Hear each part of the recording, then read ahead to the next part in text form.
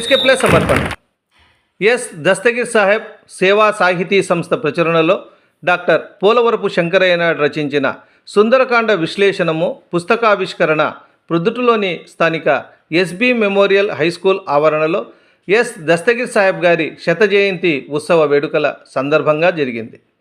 ఈ పుస్తకావిష్కర్తగా విశ్రాంత న్యాయమూర్తి ఎస్ఎం ఇస్మాయిల్ గారు ఈ కార్యక్రమంలో పాల్గొన్నారు.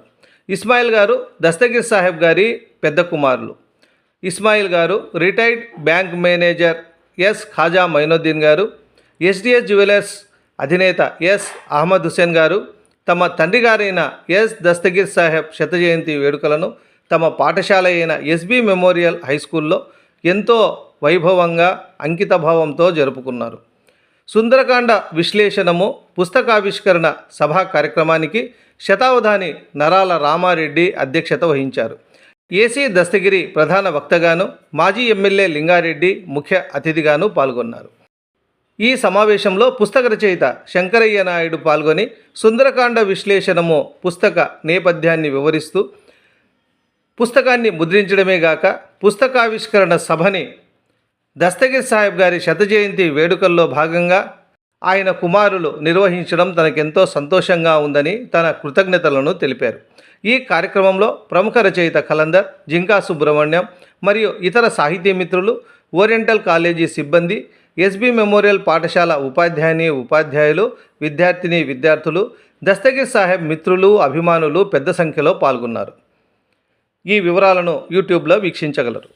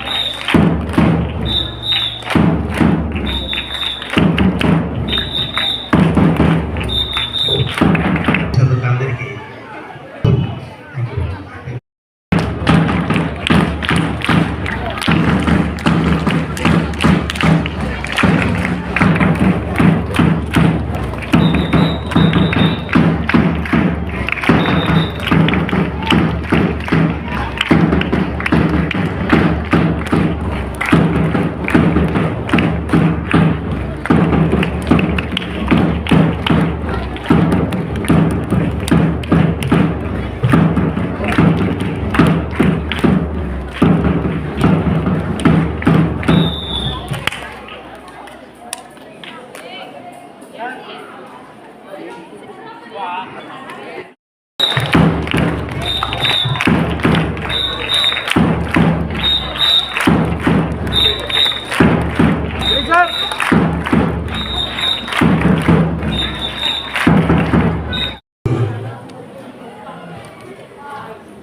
పాఠశాల ప్రాంగణంలో మా సాహితీ మిత్రుడు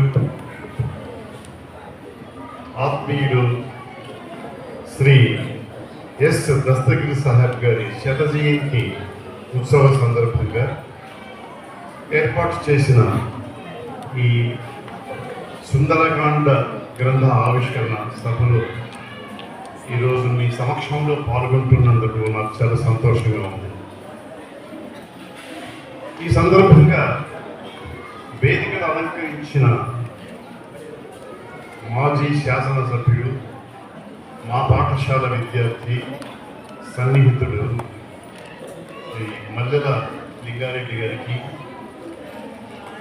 ఈరోజు ప్రధాన వక్తగా విచ్చేసిన మా ఆత్మీయ మిత్రుడు శ్రీ ఏసీ దస్తగిరి సాహెబ్ గారికి, ఈరోజు ఈ సందర్భంగా పుస్తకావిష్కరణకు మూలకారకుడైన సుందరకాండ విశ్లేషణ రచయిత మా శిష్యుడే, మా కళాశాల విద్యార్థి, శిష్యుడు అనడం కంటే ఎక్కువగా మిత్రుడుగానే నాకు పరిచయం అవుతుంటాడు. అటువంటి వ్యక్తి శ్రీ పి శంకరయ్య నాయుడు గారికి, ఇంకా సుబ్రహ్మణ్యం గారికి, ఈ సమావేశానికి విచ్చేసినటువంటి పెద్దలకు, అధ్యాపక బృందానికి అందరికీ నా హార్దిక వందనాలు. ఈ కార్యక్రమంలో పాల్గొంటున్న పూలమాలికల వంటి బాల బాలికలకు అందమైన ఆశీస్సులు అందజేస్తున్నాను. ఈ సభను మీరు చూసిన తర్వాత మీరు కూడా స్పందించి రచనా కార్యక్రమం చేయగలరని ఆశిస్తున్నాను. ఈరోజు శత జయంతి అంటున్నాం. ఎస్ దస్తగిరి సాహెబ్ ఈ పాఠశాలకు వీటికన్నింటికి ఆయన మూలస్థానం. దస్తగిరి సాహెబ్ గారు నాకు చాలా ఆత్మీయుడు. నన్ను ఎంతగానో అభిమానించే వ్యక్తి. వారి ఎప్పుడైనా నేను కలుసుకున్నప్పుడు గంటల తరబడి కథానిక సాహిత్యానికి సంబంధించి, అభ్యుదయ సాహిత్యానికి సంబంధించి అనర్గళంగా మాట్లాడే వ్యక్తే. ఎవరైనా చూస్తే ఆశ్చర్యపోరు. ఈయనేమిటి, ఒక బంగారు వ్యాపారస్తుడేమిటి, సాహిత్యాన్ని గురించి ఇంత చర్చించడం ఏమిటి అని ఆశ్చర్యంలో మునిగి తేలుతారు. అలాంటి వ్యక్తి కడప జిల్లాలోనే కాదు, ఆంధ్రదేశంలో ఉన్న కథానిక రచయితలు కానీ, అభ్యుదయ రచయితలు కానీ, అంటే శ్రీశ్రీ లాంటి గొప్ప కవుల రచనల గురించి ఆయన అనర్గళంగా చర్చిస్తాడు. ఏమాత్రం మొహమాటం లేకుండా గుండె బద్దలు కొట్టినట్టుగా కాదు, గుండె బద్దలు కొట్టినట్టుగా మాట్లాడడం ఆయన స్వభావం. ఎవరికి భయపడేవాడు కాదు. తన అభిప్రాయాన్ని ఖచ్చితంగా నిష్కల్మషంగా చెప్పగలిగిన వ్యక్తి. నేను అవధారణ చేసుకునే వ్యక్తి, పద్య సాహిత్యానికి సంబంధించిన వ్యక్తిని అయినా కూడా ఆయన నాలో ఉన్న అభ్యుదయ తత్వానికి ఆయన చాలా అభిమానం ప్రదర్శించాడు.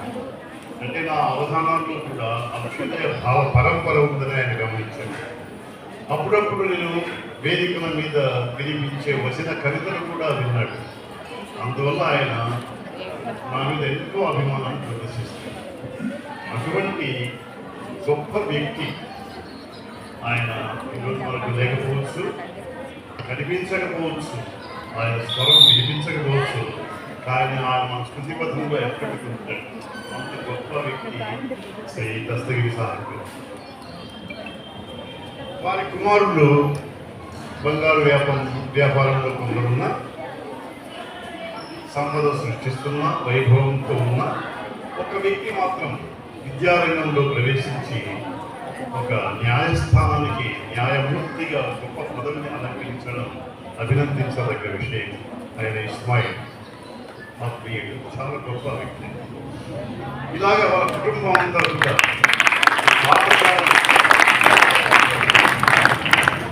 ఈ పాఠశాలను ప్రొద్దుటూరు పురంధి కంఠంలో ఒక స్వర్ణమాలగా, ప్రొద్దుటూరు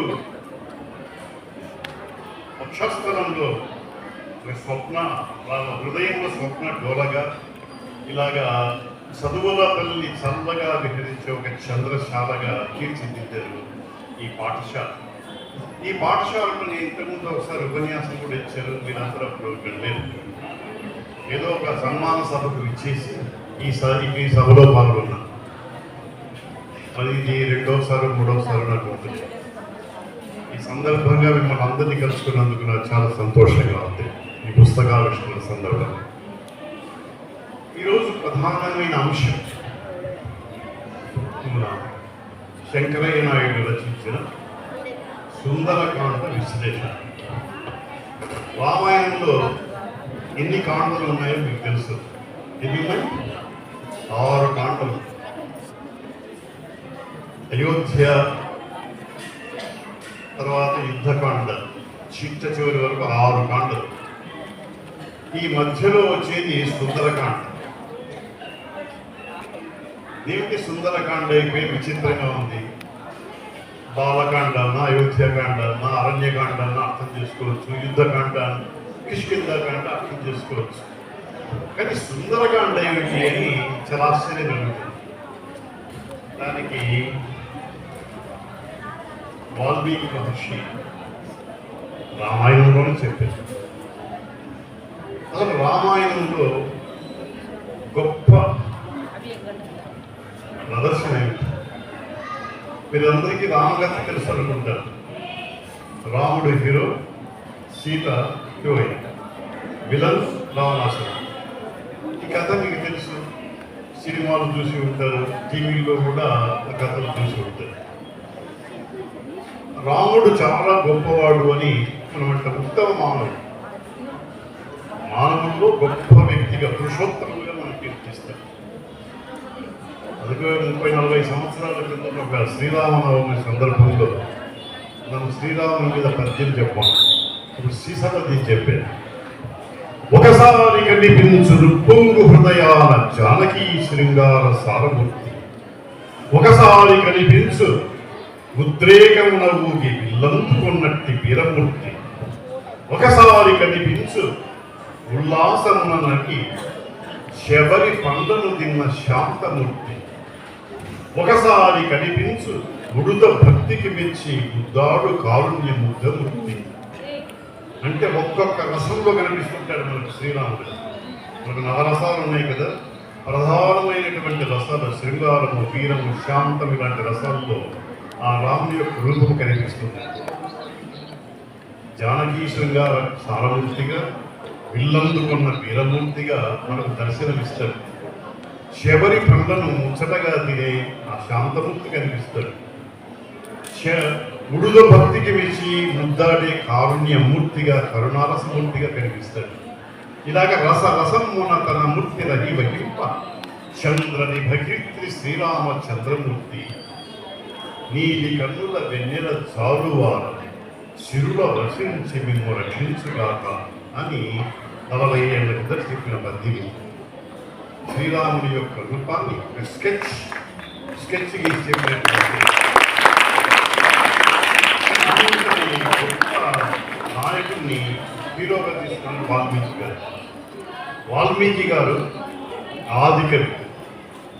పెద్దలు తెలుసుగా, మన భారతదేశంలో మొట్టమొదటి కవి ఎవరు అంటే వాల్మీకి. అంతకుముందు కవులు ఉన్నారు మనకు తెలియదు, గ్రంథాలు లేవు. అందుకే ఆయన ఆది కవి అతను. అంతకుముందు వేదాలు ఉన్నాయి, 4 వేదాలు. 4 వేదాలు ఉన్నాయి కానీ కావ్యం ఏది లేదు. వాల్మీకి అవతరించి మన భారతదేశానికి ఒక గొప్ప కానుకగా రామాయణం అనే ఒక గొప్ప గ్రంథాన్ని రచించారు. మన భారతీయ సంస్కృతిలో భారతం తరువాత మొదట రామాయణం, వాల్మీకి రచించినటువంటి రామాయణం, తర్వాత వ్యాసుడు రచించినటువంటి భారతం. ఈ రెండింటిని ఇతిహాసాలు అంటారు. అంటే ఇతిహాస అని కదా ఉండదు, అంటే అది జరిగిందన్నట్లుగా చెప్తారు. రామాయణం జరిగిందంటారు, భారతం జరిగింది అంటారు. జరగలేదని వాదించే వాళ్ళు ఉన్నారు. దానికి కారణాలు వేరు. ఇక మూడవది మనకున్నటువంటి మన సంస్కృతి ప్రతిబింబంగా నిలిచే కావ్యం ఏంటి? భాగవతం. భాగవతంలో అది శ్రీకృష్ణుని లీలలు వర్ణిస్తుంది. అది పురాణం అంటారు, దాని ఇతిహాసం అన్నారు. భక్తులను రక్షించడం, దుర్మార్గులను శిక్షించడం అనేటటువంటి కథలన్నీ కూడా భాగవతంలో ఉండి, సంస్కృతంలో వ్యాసుడు ఆ కావ్యాన్ని రచిస్తే మన తెలుగులో పోకన అద్భుతంగా దాన్ని అనువాదం చేసేది. పునర్జన్మంపు లేకుండా ఉన్నట్టుగా తనకు మళ్ళీ పునర్జన్మ అనేది ఉండకూడదని ఆ భాగవతాన్ని తిరిగించి జన్మ సార్థకం చేసుకున్నవాడు మహాకవి. అలాగే భారతాన్ని తెలుగులోకి అనువాదం చేసి మనకు అద్భుతమైనటువంటి చిరుతి పర్వాలు అందించిన మహానుభావులు నన్నయ్య, తిక్కన ఎలా ప్రకటపెట్టు. అయితే తెలుగు సాహిత్యంలో ఒక్కరి పేరిట రామాయణం అది నిలబడకుండా రామాయణం రచించేది ఎవరు అంటే ఎన్ని పేర్లు చెప్పాల్సి వస్తుంది. అదే భాగవతం అంటే నన్నయ్య, తిక్కన ముగ్గురు కవిత్రే. భాగవతం అంటే పోతన అంటాం. రామాయణం ఎవరు రాశారంటే చెప్పలేదు. ఎందుకంటే చాలా రామాయణాలు, మూల రామాయణము, భాస్కర రామాయణము, ఆధ్యాత్మిక రామాయణాలు ఎన్నెన్నో ఉన్నాయి. మన ప్రొద్దుటూరులో ఉండే కవులు కూడా పుట్టపర్తి నారాయణాచార్య గారు జనప్రియ రామాయణం రాశారు. మన గడియార వెంకట శేషాస్త్రి గారు శేష రామాయణం రాశారు. అక్కడ విజయవాడ ప్రాంతంలో ఉన్న విశ్వనాథ సత్యనారాయణ గారు రామాయణ కల్పవృక్షం అని రాశారు. అయితే రామాయణము అని పేరు చెప్పగానే ఒక పేరు స్మరించాలి కదా. భాగవతం అనగానే మనకి వెంటనే పోతనా ఇంకెవరు రాలి. పోతనకే కాదు పునర్జన్మ లేకుండా పోవడం, ఆ భాగవతానికి మళ్ళీ పునర్జన్మ లేదు, ఇంకెవరు రాయలేదు. సరే, రామాయణం ఎంతోమంది రాశారు, వాళ్ళ పేరు మనం చెప్పుకుంటాం. ఇలాగా రాముని గొప్పతనాన్ని గురించి అద్భుతంగా మొట్టమొదట వర్ణించిన వాడు మహాకవి వాల్మీకి. ఆయన ఆదికవి. తెలుగులో ఆదికవి ఎవరు? తెలుగులో ఆదికవి ఎవరమ్మా తెలీదా? నన్నయ్య భట్టు. ఆదికవి నన్నయ్య అవతరించిన చోట అని ఒక పాటలో కూడా మీరు వినే ఉంటుంది. ఆడవి తిలకమ్ములాడవి అనే పాటలు. సరే, ఈ రాముని గురించి వర్ణించిన వాడు ఎవడు? వాల్మీకి. ఈ వాల్మీకి ఎలాంటి వాడంటే ఒక కవి అన్నట్టు కోకిల లాంటి వాడు. కోకిల ఏం శబ్దం చేస్తుంది? కుహు కుహు అంటూ. మామూలుగా చెట్టు మీద ఉండే కోకిలలు వసంతకాలం వస్తే కుహు కుహు అని వస్తాయి. కానీ ఈ వాల్మీకిని కోకిల కుహు కుహు అని అలవదట. రామ రామ రామ పూజంతం రామ రామేతి మధురం మధురాక్షరం ఆరుహ్య కవితాశాఖం వందే వాల్మీకి కోకిలం అని ఎవరు మహానుభావుడు వాల్మీకి మీద చెప్పిన మాట. కవిత అనే కొమ్మ మీద కూర్చొని, కోకిల ఎక్కడ కూర్చుంది? కొమ్మ కదా. వాల్మీకి ఎక్కడ కూర్చున్నాడంటే కవిత అనే కొమ్మ.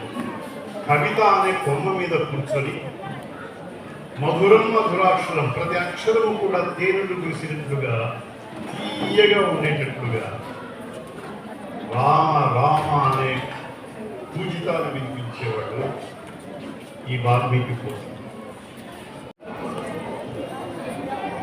ఇక్కడ ఒక 3 విషయాల గురించి నేను ప్రస్తావించవలసి ఉంది. ఒకటి, ఎవరి నిమిత్తంగా ఈ కార్యక్రమం ఇక్కడ ఏర్పాటు చేయబడిందో ఆ వ్యక్తిని గురించి. రెండవది, పుస్తక రచయిత శ్రీ పోలవరపు శంకరయ్య నాయుడు గారి గురించి. మూడవ విషయం, సుందరకాండలో ఉన్నటువంటి విశేషాలను గురించి ప్రస్తావించవలసి ఉంది. కార్యక్రమంలో ఆహ్వాన పత్రికలో ఏసీ దస్తగిరి గారు ప్రధాన నన్ను ముద్రించాడు. నా వయస్సు, ఆరోగ్యం వీటిని దృష్టిలో పెట్టుకొని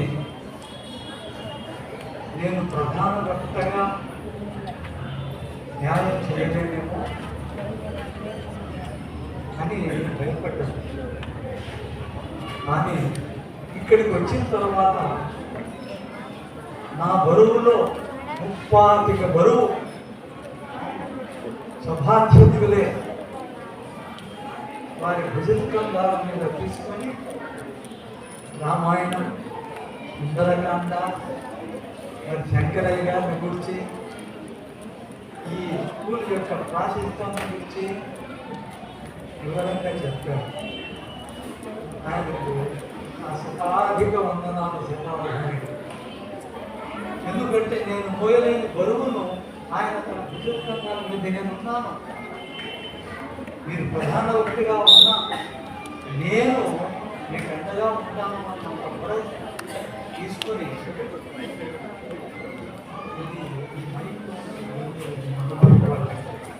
స్టాండింగ్ మైక్ అయితే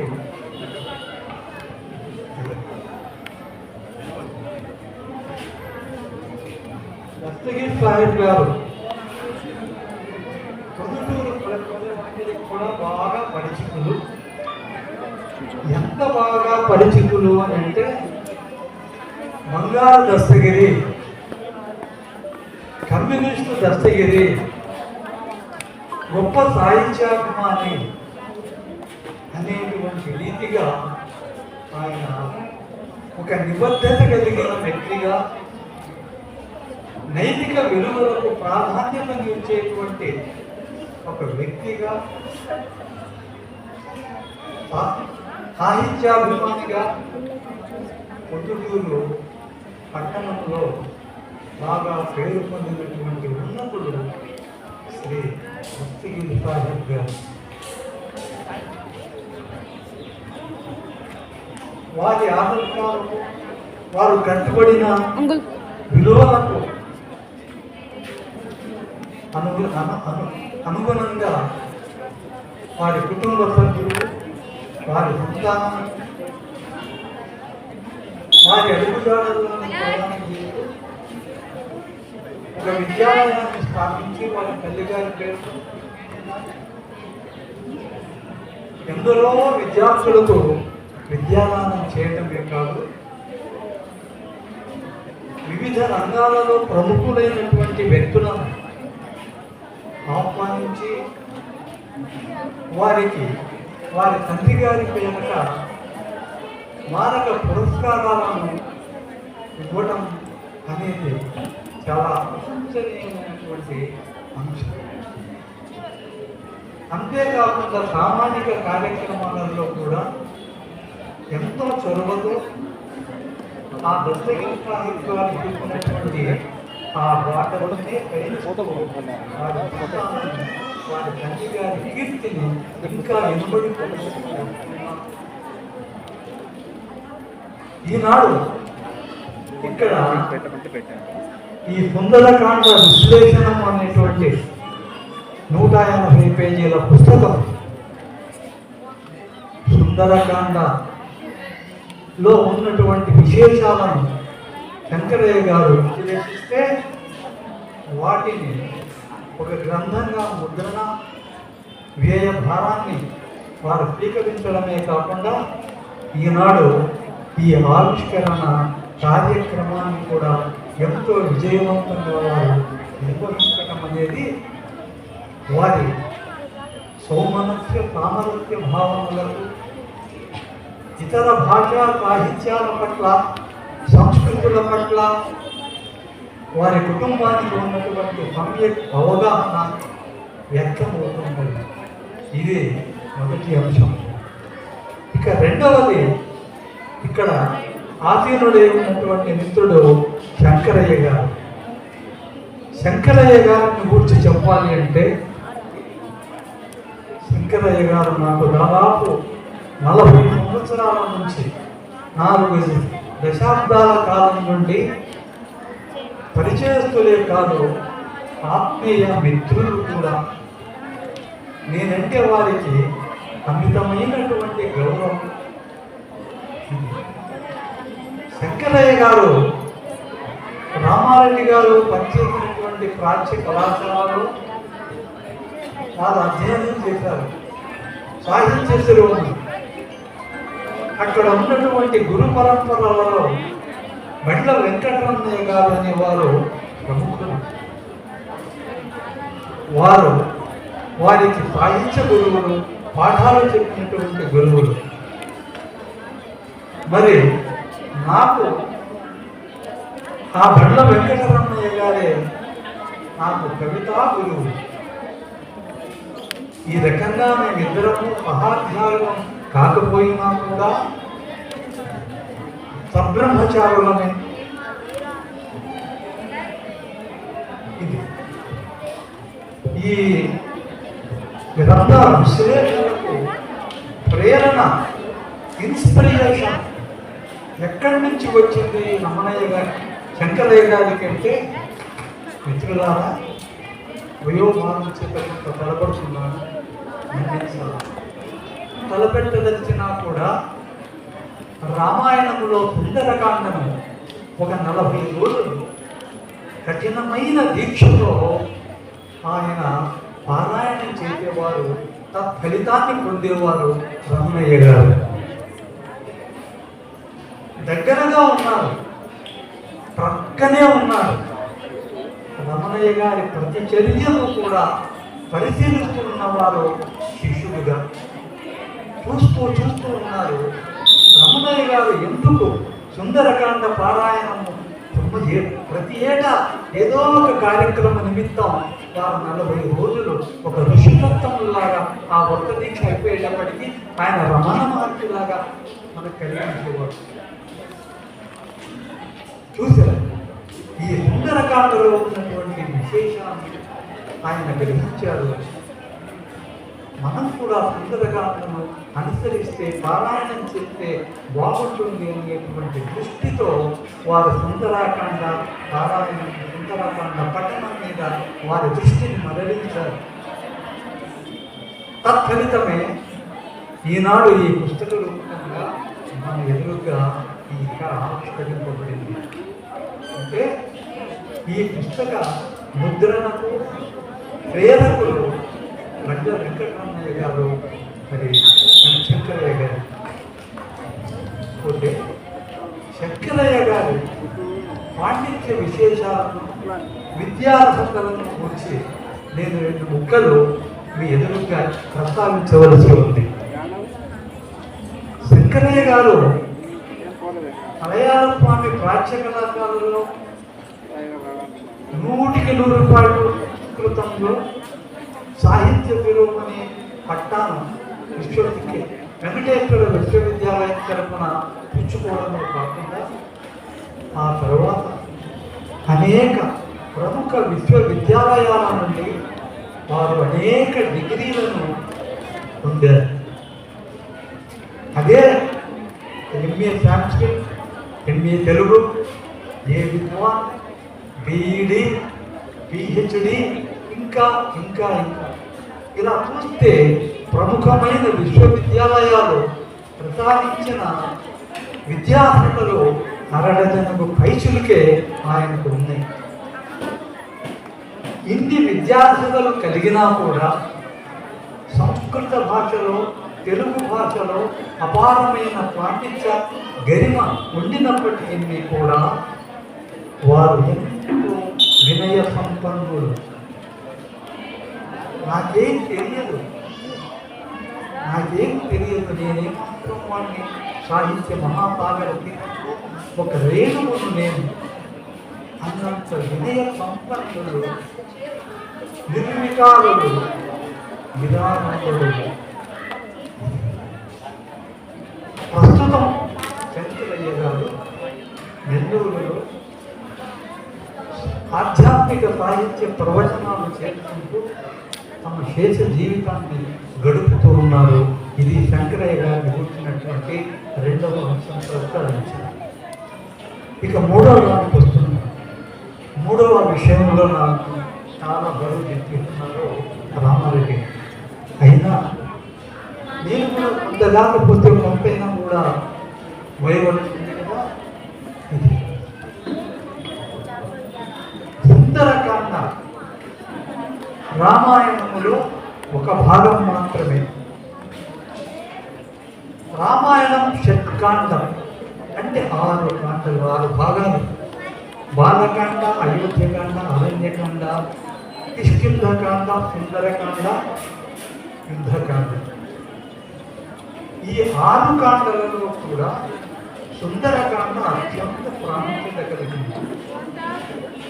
ఒక సుందరకాండ మాత్రమే కాదు, ఏతావత రామాయణం అంతా కూడా ఎంతో ముఖ్యమైనటువంటి గ్రంథం. భారతీయ ఇతిహాస వాంగ్మయంలో రామాయణానికి ఉన్నటువంటి ప్రాముఖ్యత ఎంతో ఉన్నతమైనది. భారతీయ భాషల అన్నింటిలో కూడా రామాయణ గాథ ముద్రితమైనది. ఇది రామాయణం. మానవ జీవితాన్ని సంస్కరించగలిగినటువంటి ఒక మహత్తరమైన శక్తి కలిగిన గ్రంథం రామాయణం. ఇందులో తల్లిదండ్రుల పుత్రుల మీద ఉన్నటువంటి అభిమానం, సంతానానికి తల్లిదండ్రుల మీద ఉన్నటువంటి గౌరవం, అన్నదమ్ముల అనుబంధం, భార్యాభర్తల సంబంధం, గురుభక్తి, శిష్యానురక్తి, ధర్మ విశ్లేషణ, మరి జీవ కారుణ్యం, ఇదన్నింటికంటే కూడా ప్రధానం. జటాయువు మరణానంతరం చూపించినటువంటి ఆ జీవ కారుణ్య విశేషం ఎంతటి వారి హృదయాన్నైనా కూడా ఇలా ఎక్కని ఇంకా ఎన్నో అమూల్యమైన విషయాలతో రామాయణ గ్రంథం నిక్షిప్తమై ఉంది. అది అవశ్యం పఠనీయమైనటువంటి గ్రంథం రామాయణం. ఈ రామాయణంలో ఒక కాండ సుందరకాండ. అయ్యా, ఆంజనేయ స్వామికి సుందరుడు అని కూడా పేరు ఉన్నది. సుందరుడు చాలా మంది పిల్లలు కూడా, పెద్దలు కూడా చాలా మంది ఆంజనేయ స్వామిని చూస్తే ఆయన అవతారము, ఆయన ముఖం, ఈయన ఏమిటి అని కోటి వాళ్ళకి ఆయన సుందరుడు. సుందరుడు ఆయనను ఊర్చినటువంటి విశేషాలన్నీ కూడా ఈ సుందరకాండలో ఉన్నాయి. ఇక ఇతర రాముని గురించి, లక్ష్మణుని గురించి, సీతను గురించి, ఇక్కడ ఎవరిని గురించి కూడా సుందరకాండలో ప్రస్తావింపబడలేదు. కేవలం ఒక ఆంజనేయుని యొక్క సాహస కృత్యాలు, ఆయన స్వామి భక్తి, ఆయన సీతాన్వేషణలో పడిన పాట్లు, రాక్షస సంహారం చేసిన విధానం, అవన్నీ కూడా ఆంజనేయ స్వామికి సంబంధించిన ప్రత్యేకమైన విశేషాలు ఈ సుందరకాండలో ప్రస్తావింపబడ్డాయి. ఇది ఇక రామాయణం వస్తే శ్రీరాముడు వనవాసం వెళ్ళేటప్పుడు సీతమ్మ వారితో నీవు ఇక్కడే ఉండు, నేను వెళ్ళొస్తాను, మా నాన్న మంది కదా వెళ్ళమని అని. అలా కాదు స్వామి, అలా కాదు, నేను మిమ్మల్ని వదిలి ఒక్క క్షణకాలమైన వియోగ శోకాన్ని భరించగలనా? భరించలేను. అలాంటప్పుడు 14 సంవత్సరాలు మీరు వనవాసం వెళితే నేను ఒంటరిగా ఒక్క క్షణకాలం పాటు మిమ్మల్ని వీడి శోకభావాన్ని నేను భరించలేని దాన్ని 14 సంవత్సరాలు ఎలా భరించగలను అంటూ ఒక మాట చెప్తుందండి. పేపర్ తీయండి, ఇమం గుర్తుందో కాబట్టి కొన్ని నోట్స్ చెప్పుకొని వచ్చాము.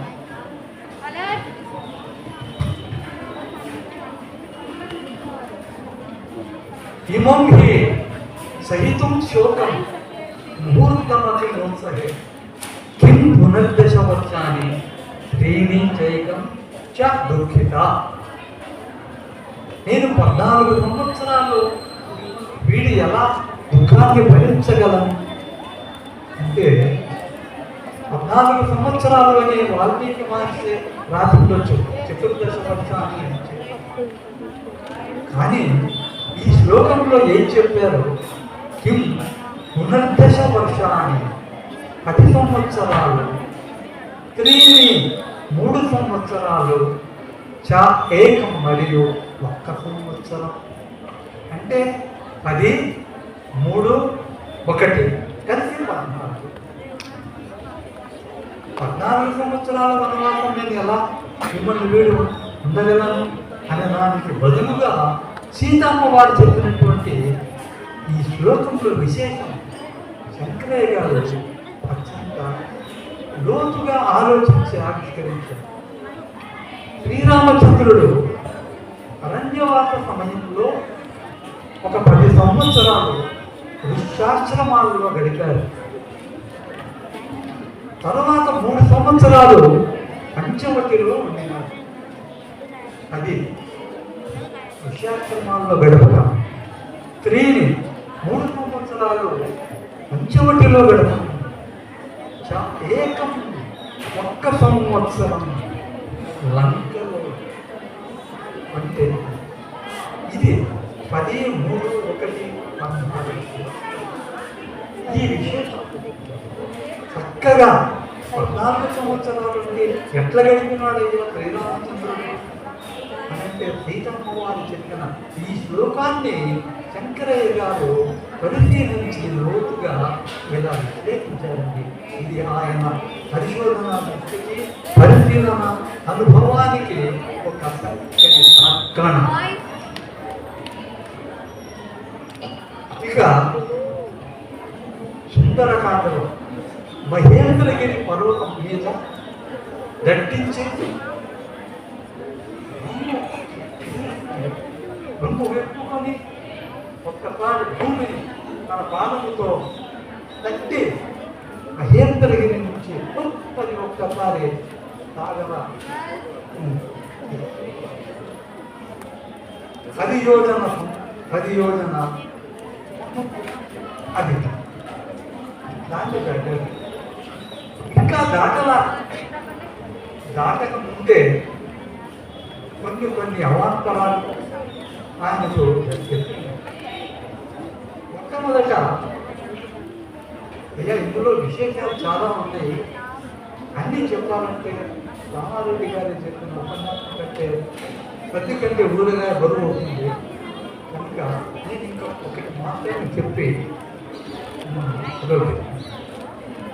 ఇక్కడ సముద్ర లంఘనం.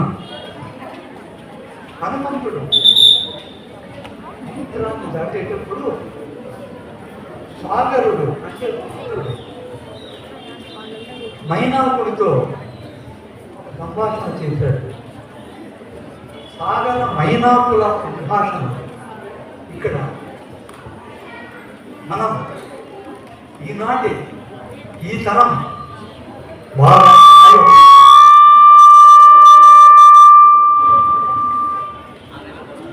బాగా ఆలోచించవలసినటువంటి విషయం.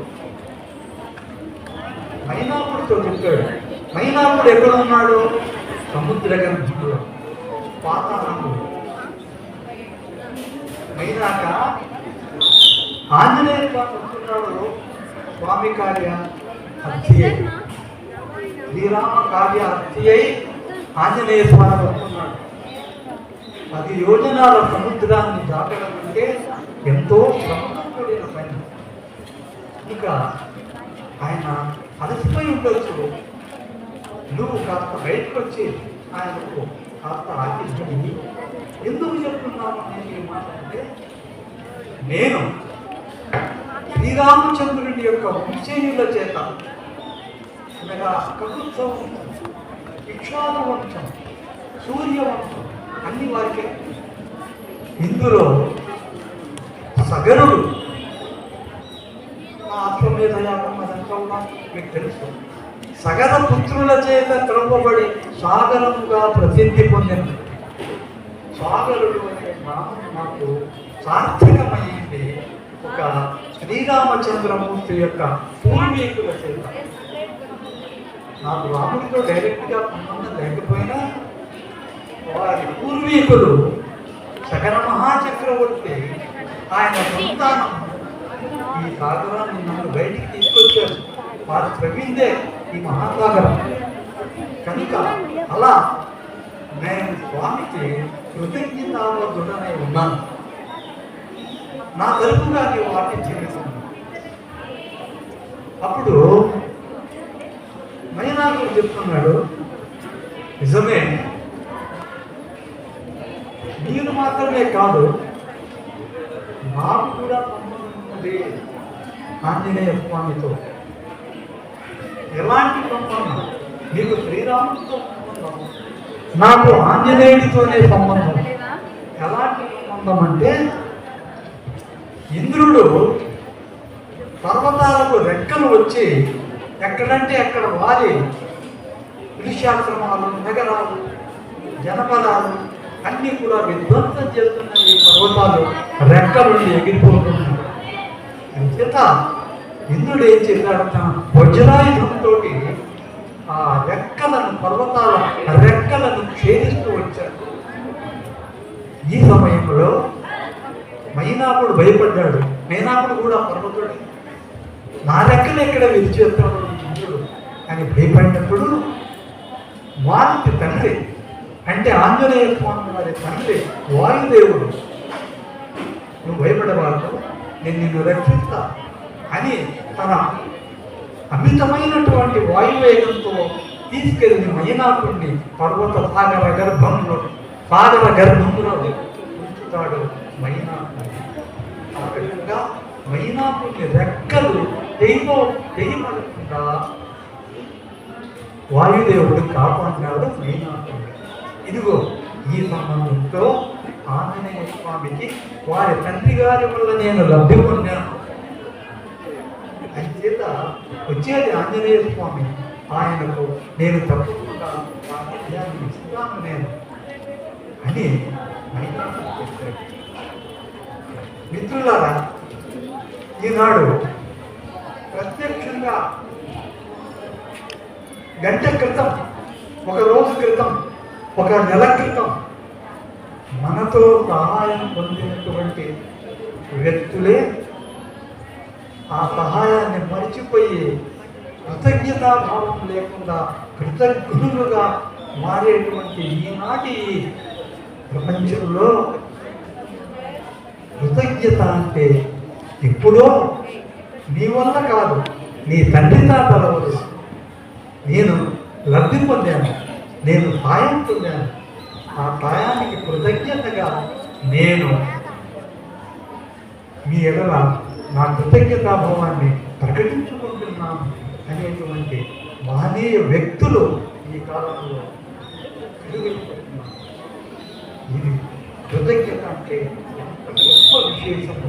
మానవునికి ఉన్నటువంటి అనేకమైనటువంటి లక్షణాలలో కృతజ్ఞత అనేది ఒక గొప్ప లక్షణం. కృతజ్ఞతను విస్మరించిన వాడు మానవుడే కాదు. ఇలా ఇక్కడ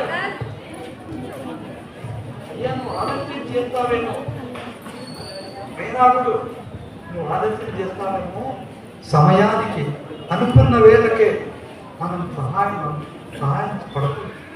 అందించకపోతే అది తప్పు అవుతుంది. కర్తవ్యం అమృతం కార్యం స్వతాం అనిరుద్ధి అంటాడు. అంటే చేయవలసిన పనిని చేయకపోతే సత్పురుషులకు కోపం వస్తుంది. వచ్చేవాడు సత్పురుషుడు, ఆయన సకాలంలో మనం సేవలు అందించాలి. ఇలాంటి అనేకములైనటువంటి అంశాలు ఈ ఇంతరకాల విశ్లేషణలో అందరికి శంకరయ్య విశ్లేషించారు. ఇంకా అనేకమైన ఉన్నాయి. సురత, సింధిక, లంకిని, ఇంకా అనేకములైన ఉన్నాయి. అవన్నీ కూడా చెప్పడానికి మరి పుస్తకం నాకు 27వ తేదీ సాయంకాలం కలంగా కుమారుడు సృష్టించాడు. 27 సాయంత్రం పోతే 28:30 ఎన్నో స్పందించడానికి ఎవరికైనా కూడా వీలు ఉండేది. ఎన్నో కార్యాలు ఉంటాయి, ఎన్నో పనులు ఆరోగ్యాలు, వయస్సు ఇన్నింటిని దృష్టిలో పెట్టుకొని కార్యక్రమానికి నేను రావాల్సి వచ్చింది. నేను ఈ కొద్దిపాటి విశేషం ముఖ్యంగా చెప్పాలంటే ఈనాడు ఈ ప్రాంగణంలో ఎస్పీ మెమోరియల్ హై స్కూల్ ప్రాంగణంలోకి ఇదే తొలిసారి పదం మోపడం వింటున్నాను. నేను చెప్పాను కదా, దస్తగిరి సాహెబ్ గారు బంగారు దస్తగిరి, కమ్యూనిస్టు దస్తగిరి, సాహిత్యమూర్తి దస్తగిరి, ఒక నిబద్ధత, ఒక సాహిత్య విలువలకు కట్టుబడిన వ్యక్తి. వారి ఆదర్శాలను వారు ఉనికి పంచుకొని వారి కుటుంబ సభ్యులు ఈనాడు ఎన్నో కార్యక్రమాలు చేస్తున్నారు. ఈ సందర్భంగా వారికి, వారి కుటుంబ సభ్యులకు, మిత్రులు శంకరయ్య గారికి, మా మిత్రులు ఆత్మీయులు మా రామారెడ్డి గారు, ఇది ఈనాటి సంవత్సరం సుమారుగా 77 సెలవండి.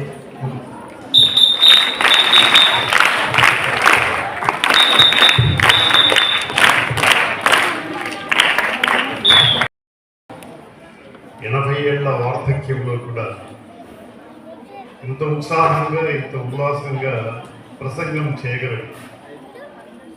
కానీ ఈరోజు కొంత తగ్గింది ఆ ఉత్సాహం వయస్సు వల్ల.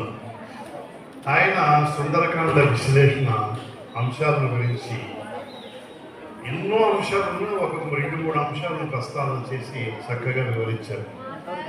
అంటే ఆయన ఉద్దేశం అన్ని మీరు చెప్పాల్సిన అవసరం లేదు, పుస్తకాలు ఉన్నాయి, మీరే చదువుకోండి. శంకరయ్య విశ్లేషణ ఎంత నిదర్శనంగా ఉంటుందో, ఎంత చక్కగా ఉంటుందో చదువుకోవాలి. అందువల్ల ఆయన సంక్షిప్తంగా పరిచయం చేసి తన ఉపన్యాసాన్ని ముగించారు. చాలా సంతోషం. రామాయణంలో ఎన్నో అంశాలు ఉంటాయి. మీ అందరూ సినిమాల ద్వారా కనీసం తెలుసుకొని ఉంటారు.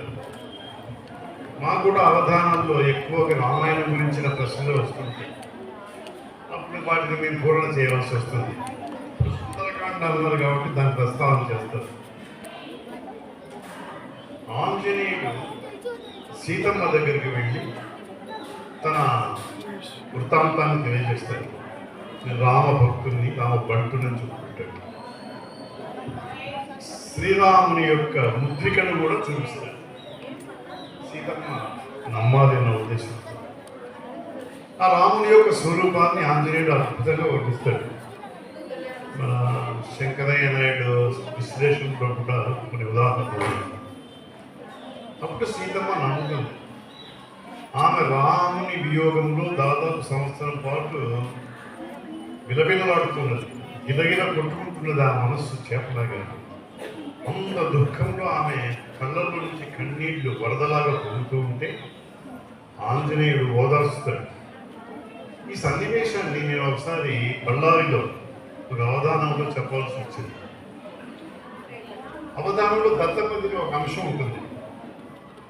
పోగ, సెగ, మగ, వగ అనే ఈ 4 పదాలను చంపకమాల వృత్తంలో మొదట్లోనే వచ్చేటట్టు చెప్పాడు. రామాయణంలో ఏ ఘట్టమైనా వర్ణించండి అది. అప్పుడు నేను తీసుకున్న అంశం ఇది. ఆంజనేయుడు సీతమ్మను ఓదార్చేది ఎట్లుందో చెప్పారు. సీతమ్మ వరవరవగా ఏడుస్తున్నది కదా, కన్నీళ్ళు పొంగుతూ వస్తున్నాయి రాముడు తెలుసుకొని. అప్పుడు ఈ పదాలతో ఆంజనేయుడు అంటాడు, పొగలకు మమ్మ. పొగ అని ఇచ్చారు ముందు, దాని అర్థం మార్చేశారు. పొగలకు మమ్మ అంటే కుమిలి కుమిలి ఏడ్చితే దాన్ని పొగలడం అంటారు. ఏటిలో ఈత వేసి తోడినా ఏరు ఎండదు, కుమిలి కుమిలి ఏడ్చినా కొంత నిండదు అని సినిమాలో జాగ్రత్త పాట వినే ఉంటుంది. అది పొగిలి పొగిలి ఏడ్చితే కుమిలి కుమిలి ఏడ్చడం అన్నమాట. మాట్లాడి పొగలకు మమ్మ నీ కళ్ళ పొంగిన అశ్రుడ ఆపవమ్మ. కళ్ళల్లో నీళ్లు పొంగి వస్తున్నాయి, ఆ కన్నీళ్ళు వద్దు. పొగలకు మమ్మ నీ కళ్ళ పొంగిన అశ్రుడ ఆపవమ్మ. తెన్ను సెగలను చిమ్ము చిత్తమును పెద్దమును పెన్ను సెగలను చిమ్ము డెందమును నిప్పల మొప్పగా నిప్పమ్మ. నీ హృదయంలో అగ్ని జ్వాలను చెరలేవుతుంది. ఆ అగ్ని జ్వాలను చెలరగనీయవద్దు, నిబ్బరముతో దాన్ని నిలుపుకో. నీ మగడు పరాక్రమించి, ఇప్పుడు మొదటి పాదంలో పోగొచ్చింది, రెండో పాదం సేవ వచ్చింది కదా, మూడో పాదంలో మగ రావాలి. నీ మగడు పరాక్రమించి రిపుమర్దన తప్పక చేయునమ్మ. నాలుగవ పాదంలో వగ రావాలి. నీ వగపులు తీరునమ్మ, కవివాక్యము నమ్మగదమ్మ జానకి. ఈ కవివాక్యం, ఈ ఆంజనేయ వాక్యము నవ్వమ్మ. ఇలాగే ఈ పద్యంలో అమ్మ అమ్మ అని ఎన్నిసార్లు చెప్పాడు. అది ఆంజనేయ వృత్తి. బోధన భాగవతంలో అన్న అన్న అన్న అని కనిపిస్తే ఎన్నిసార్లు అంటుంది. ఆత్మీయత, ఆప్యాయత, ఆ భక్తి ప్రదర్శన. ఇట్లాగా మాకు అవధానంలో కూడా ఈ రామాయణ గాథలు వస్తుంటాయి. చిత్రంగా ఒక సమస్య చెప్తాను. మీకు సమస్య అంటే తెలియదేమో, పిల్లలు చెప్తున్నాను. ఆ నాలుగవ పాదంలో ఒక విరుద్ధార్థం ఇస్తారు, దాన్ని పరిష్కారం చేయమంటారు. ఏమి ఇచ్చారు? లంక లోపల పుట్టి లవుడు కుషుడు. లంక లోపల పుట్టి లవుడు కుషుడు. లవుడు కుషుడు ఎక్కడ పుట్టారు? ఎక్కడ పుట్టారు? లంకలో పుట్టలేదు, వాల్మీకి ఆశ్రమంలో పుట్టారు. శ్రీరాముడు వదిలిపెట్టిన తర్వాత సీతమ్మ. కానీ వాడు సమస్యలు ఏమొస్తున్నాడు? లంక లోపల పుట్టి లవుడు కుషుడు. దాన్ని పరిష్కారం చేయాలి. ఎట్లా చేసేది చాలా విచిత్రంగా ఉంది. ఆమె లంకలో ఉన్నప్పుడు రాముడు దూరంగా ఉన్నది. పట్టాభిషేకం తర్వాత ఆమె గర్భవతి అయితే ఆ రెండు చూడాలని అడవుల్లో వదిలిపెట్టాడు. ఆమె వాల్మీకి ఆశ్రమంలో ఉంది. మరి ఆ వాల్మీకి ఆశ్రమంలో ఆమె ప్రసవించింది కవల పిల్లలు. వాల్మీకి ఆశ్రమంలో కదా పుట్టింది లవుడు కుషుడు. వీటి లంకలో పుట్టాడని చెబుతున్నాడు. దీన్ని ఎట్లా పరిష్కారం చేయాలంటే ఒక చిన్న కటింగ్ చేశారు. సీతమ్మ అశోకవనంలో శింషుపా వృక్షం కింద ఉన్నప్పుడు, దాన్ని అశోకవనం అంటారు. శింషుపా వృక్షం కింద ఉన్నప్పుడు అక్కడ రాక్షస కాంతలంతా ఉంటారు. భయంకరమైన రాక్షస కాంతల కాపలాగా ఉన్నారు. అక్కడ దగ్గర కూర్చోవాలంటే భయంకరంగా ఉంటుంది సీతమ్మ. అలాగా సుకుమారి, రాజకుమారి ఇది బాధపడిందో. అప్పుడు చెడ్డవాళ్ళలో కూడా ఎవరో ఒక మంచివాడు ఉంటారని త్రిజట అని ఒక ఆమె, ఆమె కూడా రాక్షసే. కానీ ఆమె మాత్రం సీతమ్మ పట్ల కొంత సానుభూతి ఉన్నది. అయ్యో పాపం, పసిబిడ్డ ఇలా హింసిస్తున్నారు. రావణాసుడిని కూడా మందలించింది అనుకునే విషయం. ఆ ఘట్టం తీసుకున్నాను. ఎట్లా పుట్టారు లవుడు కుషుడు అంటే చెబుతున్నాను. ధరణి పుత్రిక గర్భము దాల్చినను సీతమ్మ గర్భవతి అయిందని, ధరణి పుత్రిక గర్భము దాల్చినను పుణ్యతిథియందు కవలలు పుట్టినను, ఓ మంచి ముహూర్తంలో పుణ్య లగ్నంలో కవలలు పుట్టినారు అని అని ఏమిటని తీయనైన స్వప్నమును త్రిజటగాంచే లంకలోపల సీతమ్మ గర్భవతి అయిందని, ముచ్చటగా ఇద్దరు కవల పిల్లలు పుట్టారని త్రిజట అనే రాక్షసి లంకలో తీయని కలగన్నది. అది కట్టెడ్ పుట్టిని లవుడు కుషుడు. ఇక్కడ ఆశ్రమంలో లవుడు కుషుడు పుట్టారు. సరిపోయిందా? ఇప్పుడు లంకలో కూడా పుట్టలేదు. లంకలో ఏం జరిగింది?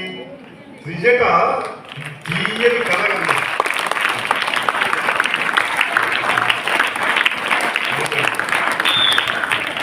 సమస్య బాగా అర్థమైంది. లంక లోపల దగ్గర కట్ చేసి పై వాక్యంలో అన్వయం చేసేస్తే తీయనైన స్వప్నమును త్రిజట కాంచెట్టు చూసే దగ్గర లంక లోపల ఆమెకంటే స్వప్నం వచ్చింది. ఇద్దరు పిల్లలు పుట్టారు. సీతమ్మ గమనించిన సంతోషంగా పెట్టుకుని ఇక్కడ ఆశ్రమంలో ఇద్దరు పిల్లలు. ఇలా ఉంటాయన్నమాట రామాయణానికి సంబంధించిన ప్రశ్నలు. రామాయణంలో ప్రతి సన్నివేశంలో ఒక గొప్పతనం, ఉదాత్త ద్వారమైనటువంటి పాత్రలు కనిపిస్తాయి.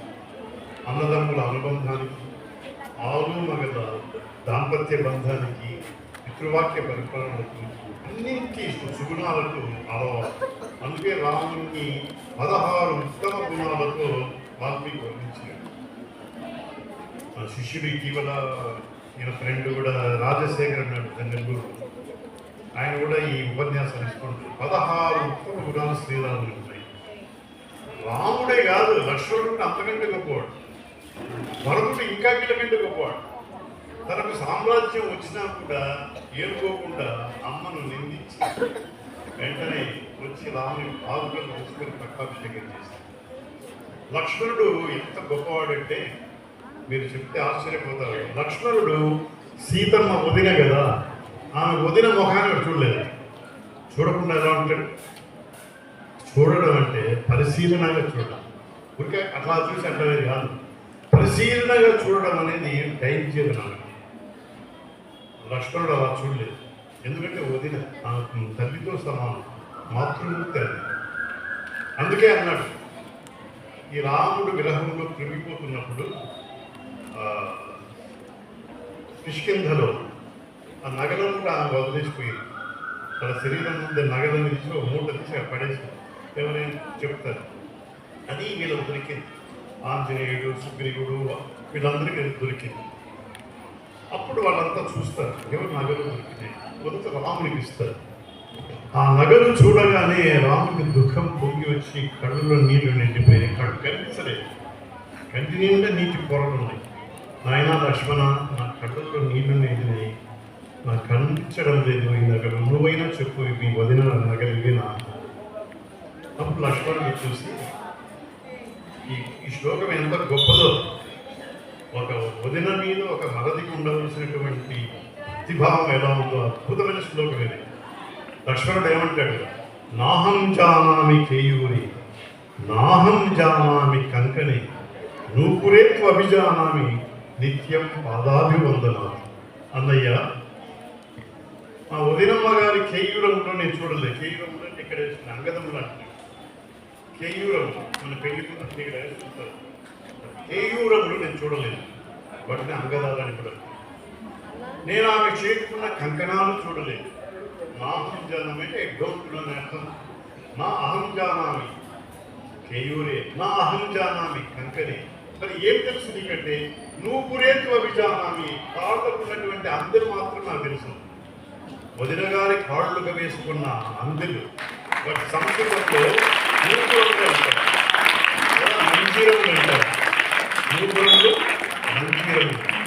ఆ వదిన గారి పాదాలకున్న అందరూ మాత్రం నాకు తెలుసు. ఎందుకంటే నిత్యం పాదాభివందనాలు. నేను ప్రతిరోజు వదిన గారికి పాదాలకు నమస్కారం చేస్తాను కాబట్టి ఆ నూపురములు మాత్రం చూసినాను. కానీ మా వదిన గారి కంకణాలు చూడలేదు, కేయూరాలు చూడలేదు, కంఠహారాలు ఏమి చూడలేదు. ఎంత గొప్ప క్యారెక్టర్ చూడలేదు. ఇది అద్భుతమైన మాణిక్యం లాంటి శ్లోకం రామాయణంలో. ఇలాంటి శ్లోకాలన్నీ కూడా చక్కగా అధ్యయనం చేస్తే రామాయణం ఎంత గొప్ప కావ్యమో అర్థమవుతుంది. రామాయణంలో ఉన్నటువంటి శ్లోకాలు చిన్నవైనా కూడా అనుష్టుప్ అంటారు. దానికి ఉన్నది 32 అక్షరాలే. ఒక్కొక్క పదానికి 8 అక్షరాలు, 4 32. ఆ 32 అక్షరాల అనుష్టుప్ శ్లోకాలతో ఆయన మహాకవిని మించిపోయినట్టు చరిత్రలు. అక్కడక్కడ వేరే వృత్తాలున్నా ఎక్కువగా అనుష్టుప్పే. కిష్కింధకాండలో ఉండే అనుష్టుప్ శ్లోకాలలో ఉండే మర్మాలను, ధర్మాలను మన శంకరయ్య నాయుడు చక్కగా వివరించారు. ఈ పుస్తకాలు తీసుకొని చదివితే బాగా ఆ కిష్కింధ సుందరకాండ ప్రాశస్త్యం బాగా తెలుస్తుంది. ఈ విధంగా ఈరోజు మనం ఒక మంచి సమావేశంలో మంచి సందేశాలు విన్నాం. ఇప్పుడు మనకు ముఖ్య అతిథిగా వచ్చినటువంటి మాజీ శాసనసభ్యుడు మన లింగారెడ్డి, ఆయన ఎంతసేపు ఓపికగా విన్నారు. ఆయన సుందరకాండ కొంత చదివినట్లు ఉంది. దాని మీద ఆయన స్పందన ఏంటో వింటారు.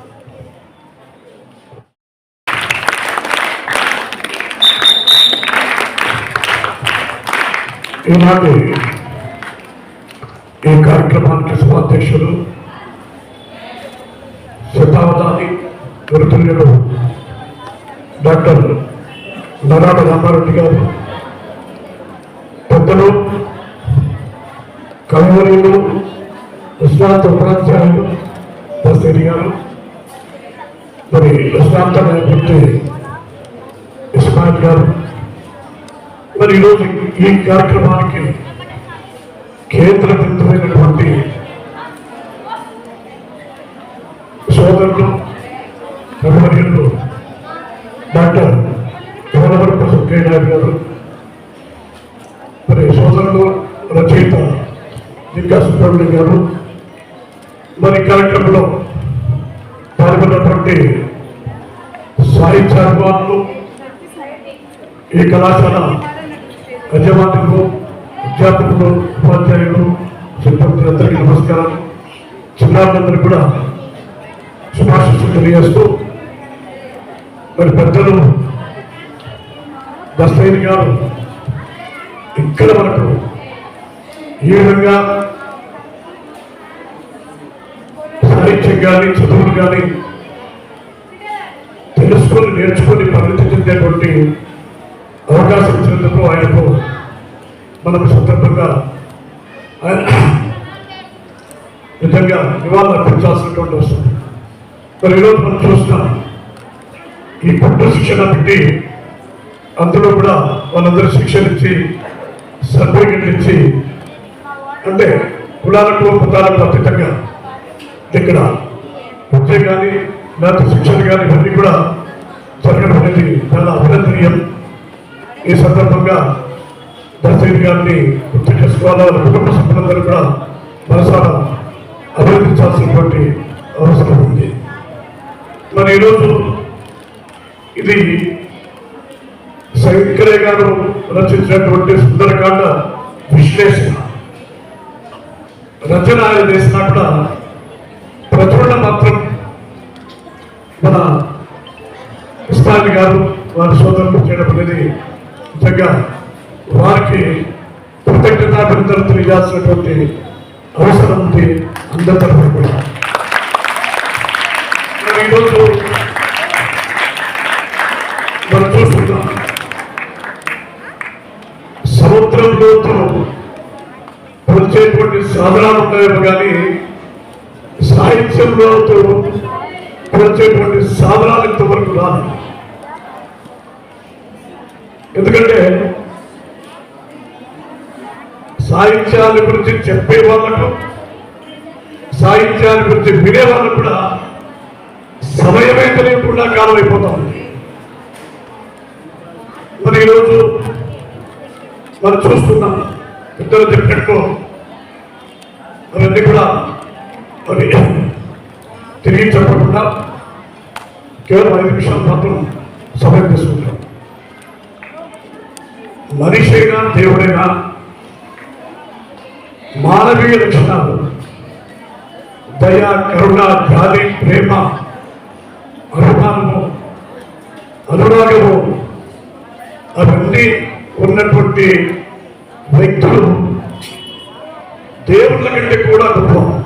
ఎందుకంటే దేవుళ్ళను కూడా ఈ లక్షణాలు కొన్ని లోపించేటువంటి సందర్భాలు మనం చూస్తాం.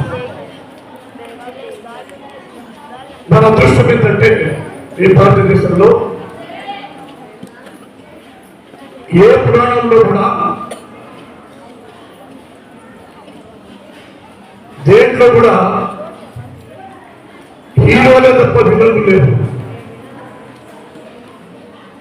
రాముడంత కథానాయకుడు, రావణుడు కూడా అంతే కథానాయకుడు.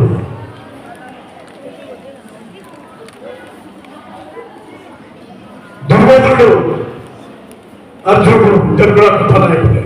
కర్ణుడు కథానాయకుడు, బలిచక్రవర్తి కథానాయకుడు. ఎందుకంటే వాళ్ళ యొక్క పుట్టుక జన్మరీత్యా వాళ్ళు రాక్షసులైనా కూడా వాళ్ళకు ఉన్నటువంటి విలువలు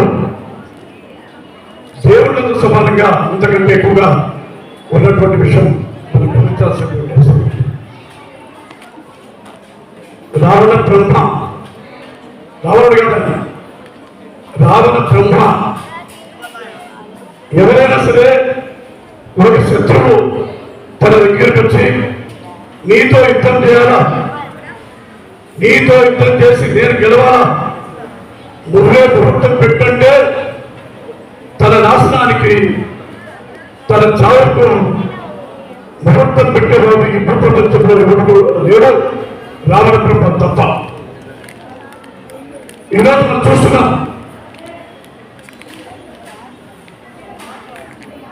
ప్రజలు చెప్పినారు, ఇంగ్లీష్లో కూడా టాల్స్టాయ్ అనుకుంటాం, ఆయన చెప్పినాడు, if you are pain you are alive. నీకు బాధ అనిపిస్తే నీవు జీవించినట్టు లెక్క. If you are pain of others, ఇతరుల బాధే నీకు బాధ అనిపిస్తే నువ్వు మనిషి అని లెక్క. మనిషి లక్షణాలు ఉన్నటువంటి వాడు ఇతరుల బాధను తన బాధగా చూసుకుంటాడు. అటువంటి మహానుభావుడే రాముడు కనుకనే ఈరోజు ఆయన గురించి పురాణాలు, కథలు, కావ్యాలు మరి ఇటువంటి ప్రసంగాలు మనం చేసుకుంటూ జరుగుతాం. మరి మనం చూస్తున్నాం, నాయకుడికి అనుచరుకునేటువంటి బంధం కానీ, దేవునికి భక్తుడికి ఉన్నటువంటి అనుబంధం కానీ, ఇవి రాముడు అనువంతుల మధ్య ఉన్నటువంటి అనుబంధానికంటే ఏది కూడా ఈ ప్రపంచంలో ఎక్కువ కాదు. ఒకరేమో దైవాంశ సంపూర్ణుడైనటువంటి మానవుడు రాముడు, అసలు మానవ జాతిగానే పరిగణించినటువంటి మరొకరు హనుమంతుడు. అంటే ఇక్కడ జాతులు లేవు, ఆత్మలో ఆత్మానుబంధం తప్ప, కర్తవ్యం తప్ప, స్వామి కార్యాన్ని త్రికరణ శుద్ధితో నెరవేర్చడం తప్ప ఇక్కడ జాతి లేదు, స్వార్థం లేదు, అవసరం లేదు, ఏది కూడా లేదు. నిస్వార్థమైనటువంటి ఒక దైవ సంకల్పం కోసం, ఒక ధర్మ సంస్థాపన కోసం జరిగినటువంటి ఆ యొక్క ఆ క్రమమంతా కూడా సుందరకాండగా రాముడికి ఆంజనేయుడు వచ్చేది, ఆయన లెక్కకు పోయి తిరిగి వచ్చేంత వరకు జరిగినటువంటి ప్రతి పరిణామము, ప్రతి విషయము, ప్రతి ఘట్టము, ప్రతి వాక్యము, సత్యము కూడా సుందరకాండలో మరి మనకు దర్శనం వచ్చేటువంటి విషయాన్ని శంకరయ్య గారు ఎంతో మనం చెప్పాలంటే సుకుమారంగా, సుందరంగా, ఒక మనసుకు హత్తుకొని పోయే విధంగా. రామారెడ్డి గారి రోజులో చెప్పాలంటే నేను చాలాసార్లు వింటున్నాను ఆయన యొక్క మరి కవితలు కానీ, ప్రసంగాలు కానీ. ఒక మంచి కవిత్వాన్ని ఉన్నట్లయితే ఈ ప్రపంచంలో ఏ మనిషికైనా కూడా ఆ మనిషి కానీ, మనసు కానీ చల్లబడిపోతుంది. దాన్ని తిరిగి వేడి చేసడానికి ఈ ప్రపంచంలో ఏ పదార్థం కూడా ఉండకూడదు. అటువంటివే మరి ఉత్తమైనటువంటి కమనీయమైనటువంటి కవిత్వం అన్నటువంటి విషయం జరిగింది. ఈరోజు మనం చూస్తున్నాం, అంతా సుందరమే అని చెప్పి శంకరయ్య గారు రాసినటువంటి విషయం, రాముడు కానీ, సీత కానీ, ఆంజనేయుడు కానీ, పర్వతాలు కానీ, సముద్రాలు కానీ, నదులు కానీ, లంకానగరం కానీ, అక్కడ భవంతులు, అంతస్తులు కానీ, అంతర్గతమైనటువంటి అలంకారాలు కానీ, బాహ్యమైనటువంటి అలంకారాలు కానీ, మనం అంటాం ఎలివేషన్ అంటాం, ఇంటీరియర్ అంటాం, ఫర్నిచర్ అంటాం, కార్పెట్ అంటాం, వాల్పేపర్ అంటాం. ఇవన్నీ కూడా యుగాలకు నమ్మితే యుగాలకు కిందట, నమ్మకపోతే కనీసం వేల సంవత్సరాల కిందంటే లంకారంలో నగరంలో ఉన్నాయంటే నిజంగా అది వర్ణించడం, అది ఉండడమే వసంతరం, దాన్ని వర్ణించడం అది నిజంగా ఎంతో అద్భుతం. ఇంతకంటే ఆత్మానం బద్ధం కానీ, లేకపోతే ఒక అనుభూతి, ఈ అనుభూతికి అవతల ఉండేటువంటి విషయాన్ని కూడా తెలియజేస్తున్నాం. నేను ఒకటి ఉన్నాను, అమరాణి గారు చెప్తాను సీత గురించి. మేము చిన్నప్పుడు 9, 10 తరగతి చదివేటప్పుడే వింటాము, సీతాలంగా నేను రాగంగా. సీతాలంగా నేను ఆగింది. చూస్తే విచిత్రంగా ఉంటాను. సీతాలంగా ఆగింది, శీతాకాలం నేను ఆగంగా అనేది వృద్ధాంతం చెప్పినట్టు నాకు చాలా రోజుల క్రితం. కాబట్టి పిల్లలు కింద కూర్చున్నారు కాబట్టి చాలా ఇబ్బందికరంగా ఉంది వాళ్ళు కూర్చుంటానికి. ఏదేమైనా కూడా మనం చూస్తాం, రాముడు లక్ష్మణుడు నక్కకు పోయి జగించిన తర్వాత ఇది ఇంత సౌభాగ్యమైనటువంటి, ఇంత సంపదతో తుసమైనటువంటి అందమైనటువంటి నగరాన్ని, ఈ దేశాన్ని వదిలిపెట్టుకోలేము పోదామని చెప్తే ఇది కాదు జననీ జన్మభిక్ష స్వర్గాలపై కలిగింది. ఎంత అందమైనటువంటి దేశమైనా కూడా, ఎంత ప్రకృతి మనకు ప్రకృతి పరస్పరం చేసిందైనా కూడా ఇది కాదు దేశమే మన పుట్టిన దేశానికి పోవాలని చెప్పినటువంటి మనం చూసినాం. ఏమని ప్రకృతి కాంత పురుషుని గుడిలో ప్రవేశించినది, భూమాత మోసి పచ్చగా నడుచున్నది, జగమంతా అందానికి. అంటే ప్రకృతి పడతి పురుషుడు అన్నీ కూడా అందమే, అన్నీ కూడా అనురాగమే, అందమే. అటువంటి మరి విషయాన్ని ఈరోజు ఆయన సాహిత్యానికి ఆధారంగా చేసుకొని సుందరకాండ విశ్లేషణ చేసినటువంటి శంకరయ్య నాయుడు గారికి మన అందరి తరఫున కృతజ్ఞతలు తెలియజేస్తూ, మరి మన జడ్జి గారి ఇస్మాయిల్ గారికి, కుటుంబ సభ్యులకు అందరికీ కూడా కృతజ్ఞతలు, ధన్యవాదాలు. ఇంత మంచి కార్యక్రమంలో భాగస్వామ్యం చేసినందుకు వారికి మీకందరూ కూడా హృదయపూర్వక ధన్యవాదాలు తెలియజేస్తూ సెలవు తీసుకుంటా. జై హింద్.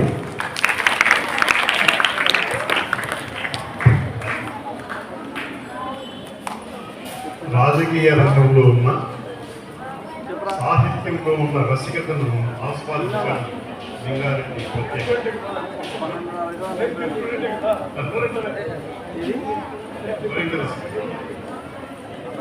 నన్ను గురుతుల్యుడుగా భావించి చెప్పడం ఆయన గొప్పతనం.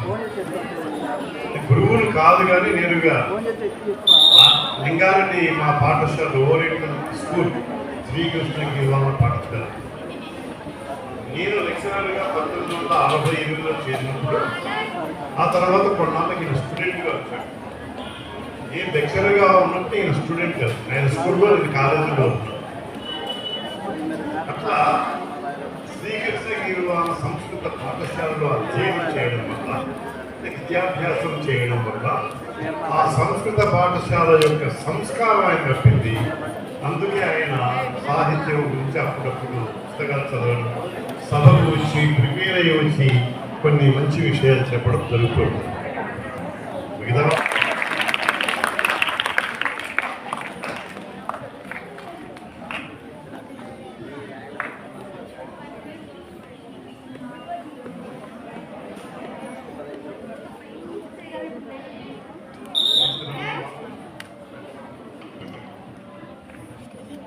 ఇప్పుడు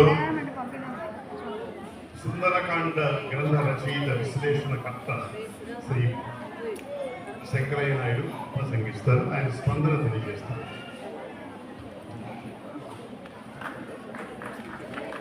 గోష్పదీకృతవారాసం మసికీకృతరాక్షసం రామాయణ మహామాలా రత్నం వందే నిలాత్మజం. ఇది ఆంజనేయ స్వామి స్థితి. గోష్పదీకృతమైన మహాసముద్రాన్ని దశ యోజన విస్తీర్ణం కలిగినటువంటి సముద్రాన్ని దాటాడన్నమాట. ఏ విధంగా దాటాడైనా ఒక ఆవు ఒక పిల్లకాలను ఎంత సులభంగా దాటుతుందో ఆ విధంగా దాటాడు. మసికీకృత రాక్షసం, ఈ రాక్షసులందరినీ కూడా దోమల్లాగా నడిపేశాడన్నమాట. ఇంకా ఆ స్వామి ఎలాంటి వాడంటే రామాయణ మహామాలారత్నం.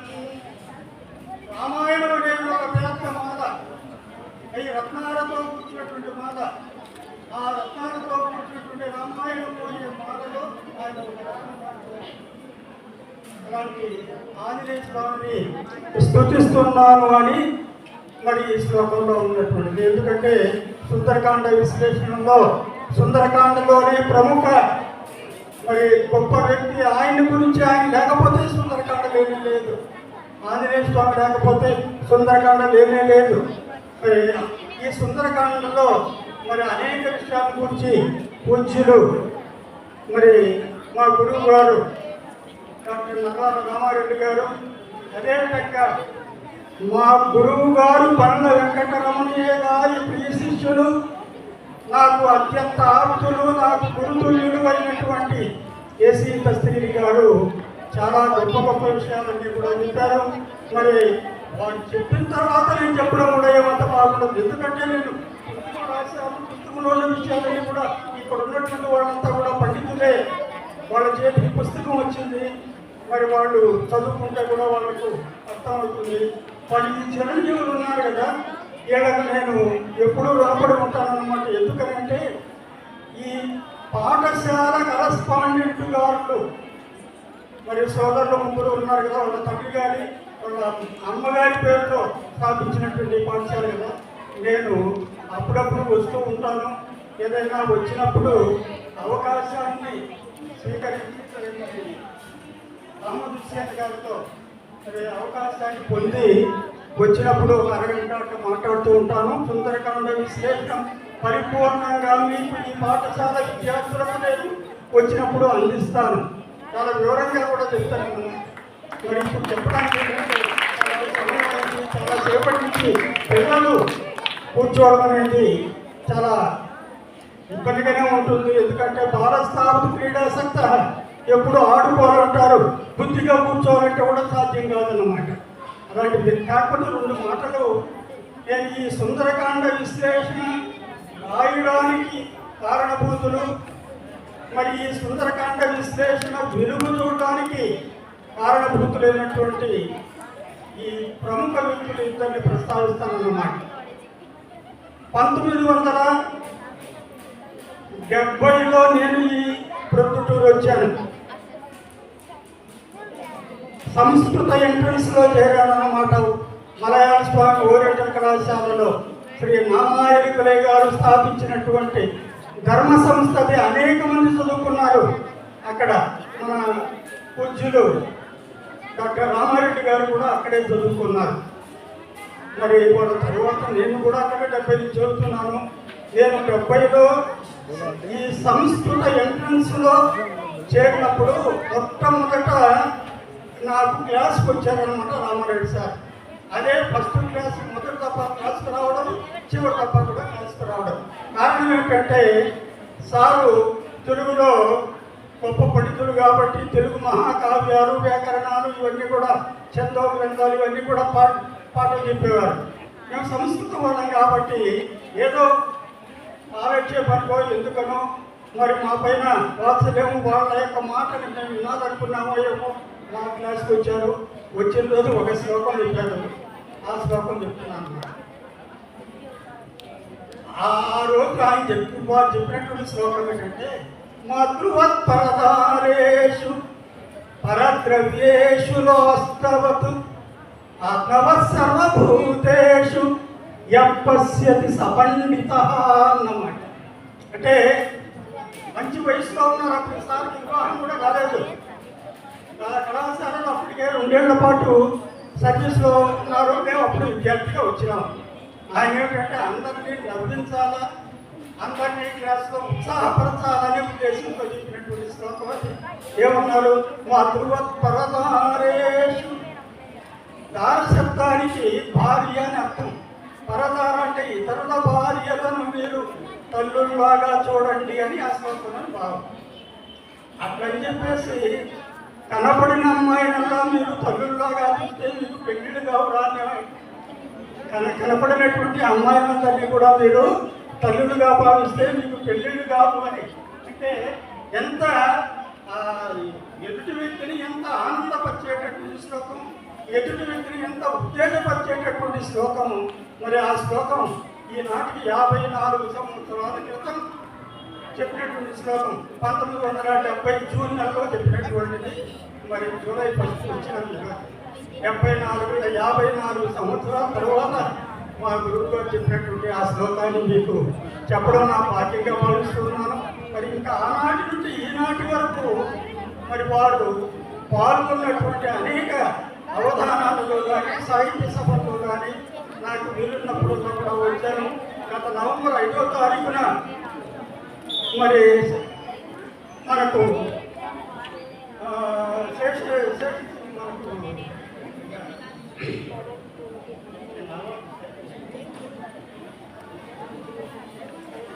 ఇస్తున్నారు.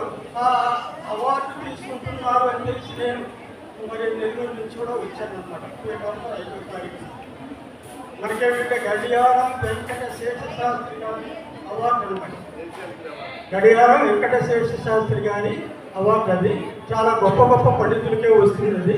మరి అలాంటి అవార్డు మరి మా గురువు గారికి రావడం అది నాకు తెలిసి నేను వచ్చి ఆ సభలో కూడా పాల్గొన్నాను. మరి అంటే దాదాపుగా 50 సంవత్సరాలు దాటినా మరి వారిని మేము మరి అదే స్థానంలో చూస్తూనే ఉన్నాం. ఈరోజు నేను ఈ పుస్తకం రాసిన సార్ 7-4 మాటలు మాట్లాడండి అంటే మరి ఎంతో ఉత్సాహంగా అభిమానంగా నా పైన వాత్సల్యాన్ని చూపుతూ వచ్చి మరి చక్కటి విషయాలన్నీ కూడా చెప్పారు. వారికి నేను ఎప్పుడు కూడా కృతజ్ఞునిగానే ఉంటాను. ఇంకా ఏసీ దస్తగిరి గారి గురించి ఒక మాట చెప్పాలి. బండ్ల వెంకటరమణయ్య గారికి ప్రియ శిష్యుడు. బండ్ల వెంకటరమణయ్య గారు అంటే మా గురువు గారు ఆయన 1968 నుంచి 1983 వరకు ప్రొద్దుటూరు ఓరియంటల్ కళాశాలలో లెక్చరర్గా పనిచేశారు. రామారెడ్డి గారి సార్తో మరి కలిశారు. అలాంటి వ్యక్తితో మరి దస్తగిరి గారికి శిష్యత్వం గురువు గారు అంటారు. ఎంత శిష్యత్వం అంటే సాయంత్రం దస్తగిరి గారు మున్సిపల్ పార్క్ నుంచి వస్తారు. మున్సిపల్ పార్క్ దగ్గర వాళ్ళు ఇల్లు. ఎక్కడికి వస్తారు? ఆశ్రమానికి. అక్కడి నుంచి రమణయ్య సాహిత్యం మళ్ళీ బయలుదేరుతారు. పార్కులో చాలాసేపు బాగా సాహిత్య చర్చ జరుపుకున్న తర్వాత మళ్ళా రమణయ్య సార్ ఇంటి దగ్గర పెట్టడానికి మళ్ళా వస్తారన్నమాట. మరి అంతటి పరిచయం నాకు కూడా గురువు గారి ద్వారా గొప్ప వ్యక్తితో పరిచయం ఏర్పడింది, కొనసాగుతూనే ఉంది. మరి అలాంటి వ్యక్తి వచ్చి ఈరోజు నా గురించి నేను రాసినటువంటి గ్రంథాన్ని గురించి వయస్సు పెద్దదైపోయింది. 84 సంవత్సరాల వయసులో ఎవరికి ఎక్కడా కూడా అందుబాటులో లేకుండా పోయినటువంటి వ్యక్తి అన్నమాట. ఎవరు పిలిచినా కూడా నేను రాలేను, నన్ను ఏమనుకోవద్దు, నన్ను క్షమించండి అన్నట్టుగా ఏదో చెప్పేసి పంపిస్తూ ఉంటారు. కానీ ఈ శంకరయ్య అడిగినంత మాత్రంలోనే వారు వచ్చి మరి ఈ సభలో పాల్గొని నా గురించి నేను రాసినటువంటి ఆ గ్రంథాన్ని గురించి కొన్ని మాటలు మాట్లాడడం చాలా గొప్పగా ఎప్పుడూ నేను మర్చిపోనంతగా ఉంటాను. ఇక్కడ ఉన్నటువంటి మనకు ముఖ్య అతిథి శ్రీ లింగారెడ్డి గారు. ఎంత ఇదంటే 1987లో నాకు డాక్టరేట్ వచ్చింది. ఆంధ్రజ్యోతిలో పేపర్లో పడింది ఏమని, శంకరయ్యకు డాక్టరేటు అని. మరి ఆ విషయము మరి మన లింగారెడ్డి గారు వారి మిత్రులు శేషయ్య గారు ఇద్దరు లాయర్లు, మంచి స్నేహితులు అన్నమాట. వాళ్ళిద్దరు ఎప్పుడు కూడా ఒకరినొకరు వదలకుండా మాట్లాడుకుంటూ ఉంటారు. ఆ సందర్భంలో మరి మన పాఠశాలలో పనిచేసేటటువంటి శంకరయ్యకు డాక్టరేట్ వచ్చింది అని తెలుసుకొని లింగారెడ్డి గారికి శేషయ్య గారు చెప్పడం, లింగారెడ్డి గారు నన్ను అభినందించారు. ఆ రోజు నుంచి ఈ రోజు వరకు మరి నేను ఇక్కడున్నా ఊరు వదిలి వెళ్ళిపోయినా కూడా వారు నా పైన అభిమానాన్ని కలిగి ఉన్నారు. ఎంతటి అభిమానం అంటే, నేను ఒక నామకేవాదిగా మా అబ్బాయి పెళ్ళి నెల్లూరులో జరుగుతుంది సార్ మీరు అని చెప్పేసి ఇంటికి పోయి పత్రిక మాత్రం ఇచ్చిన. అనుకోకుండా ఆ రోజు రాత్రి 10 గంటల ప్రాంతంలో మరి పెళ్లికి వచ్చారన్నమాట. రాత్రి ఉండమంటే కూడా నేను మళ్ళా పొద్దున్నే కార్యక్రమం ఉందని వచ్చేసిన.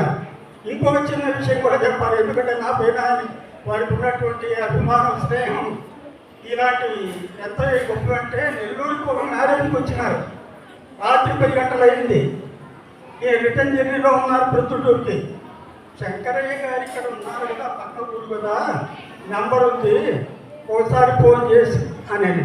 ఫోన్ చేసిన తర్వాత ఇప్పుడు రాత్రి 10 అవుతుంది, నేను మీ ఇంటికి ఈ టైంలో వస్తే మీకేమైనా ఇబ్బందా అని అడిగినాడు. మరి ఇంత గొప్ప వ్యక్తి ఫోన్ చేసి నా కోసం నేను వస్తాను అంటే ఇబ్బంది ఏముంటుంది. అప్పటికప్పుడు ఊళ్ళో ఉన్నటువంటి వాళ్ళందరినీ కూడా ఒక 30 మందిని వరకు సమావేశపరిచి మరి సార్ను మా ఇంటికి ఆహ్వానించి 1 గంట ఇంత రాత్రి అనమాట, మిడ్నైట్ 1:30 వరకు మరి మాట్లాడి, మరి ఇంత టైము ఇంత సమయము నా కోసం ఆ టైంలో. మరి ఉదయం మరలా వెంటనే ఇక్కడ కార్యక్రమం ఉంది కడపలో. మరి ఇలాంటి ఆ లింగారెడ్డి గారిని ఎన్ని విధాలుగా మరి స్తుతించిన, పొగిడిన, ప్రశంసించిన మరి దానికి నేను మరి ఎప్పుడు కూడా ఇంకా ప్రశంసించాలనేటటువంటి తప్ప కలిగినటువంటి వ్యక్తి వారికి ఇప్పుడు ఈ సందర్భంగా నేను అభినందిస్తూ ఉన్నాను, నాకు కృతజ్ఞతలు తెలియజేస్తూ ఉన్నాను. ఇంకొక విషయం, అసలు విషయం చెప్పాలి. ఇప్పుడు అసలు విషయం ఏంటంటే అనేక మంది కవులు ఉన్నారు, అనేక మంది పండితులు ఉన్నారు, ఎన్నో రచనలు చేస్తూ ఉంటారు. మరి వాళ్ళు చేసేటువంటి రచనలన్నీ కూడా వెలుగు చూస్తున్నాయా?